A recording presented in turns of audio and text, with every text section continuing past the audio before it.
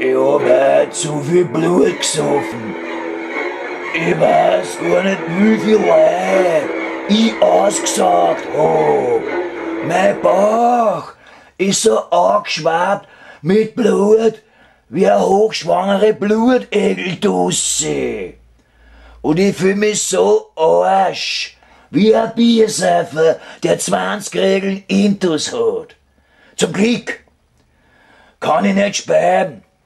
Ein Blutsauger kann nicht spähen, auch nicht scheißen oder brunzen und auch nicht anspritzen.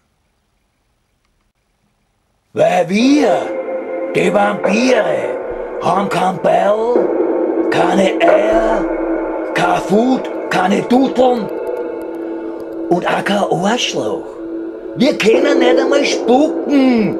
Dabei war ich im letzten Leben, bevor mich der Graf Dracula bissen hat, ein Lama, ja, ein spuksüchtiges Zoolama, für wahr. Ich hab zig Zoobesucher angeschlatzt, jedes Arschgesicht angespuckt, das mich deppert angeschaut hat.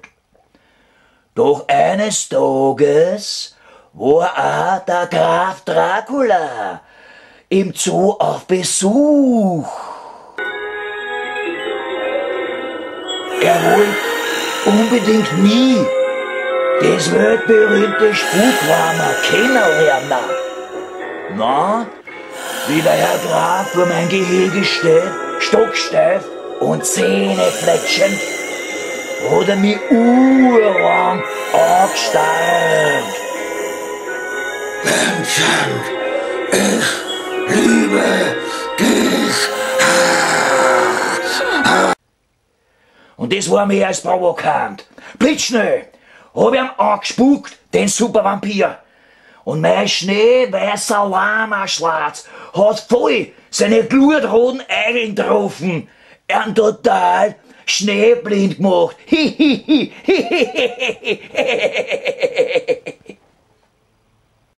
Ja, und dann ist er leider ausgezuckt, der schwarzblinde Blutteufel. Urzornig ist er durch den Gehegezaun zischt und hat mich brutal, wie ein beutegeiler Tiger, in meinen langen, blühschweißen Hals bissen.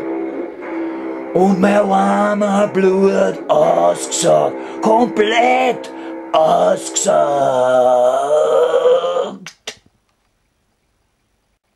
Ich bin dann umgefallen wie ein Sessel mit einem Haxen. Bumm!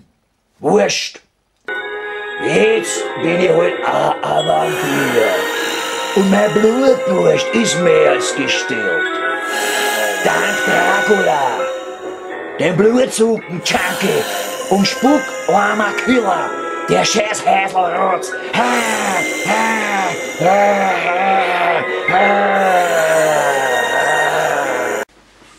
Du undankbarer Zwerg!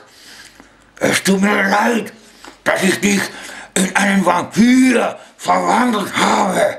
Fahrt mit dir! Fahrt!